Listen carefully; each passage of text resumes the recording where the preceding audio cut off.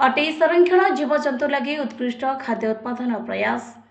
केन्दुझर जिला घटगां रेंज अंतर्गत अटई सफारी संरक्षित जंगल में जीवजंतु खाद्य लगी रोपण होइछि बाउंस मंजी। बणुआ हाथी और विभिन्न जीवजंतु खाद्य अभाव अनेक समय गाँ गुड़िक को चली आसी थांती, जहा फल लोकों अनेक क्षयक्षति घटी थाए।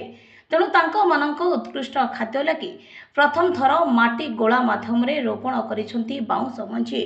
जिला वन अधिकारी एचडी धनराज उपस्थित गोलागुड़िक जंगल विभिन्न पार्श्व को फोपाड़ी दि जहाद्वारा वर्षा पानी रे गजा होई गछरे परिणत हेबो एवं जीवजंतु माने खाद्य रूपे व्यवहार करिपारिबे बोली अनुमान रहुछि।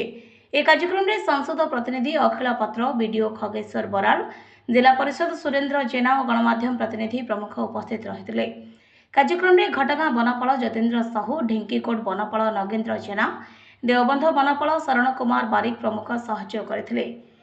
केन्दुझर जिला प्रतिनिधि दशरथ बारिकଙ୍କ रिपोर्ट, ज्योतिप्रभा न्यूज।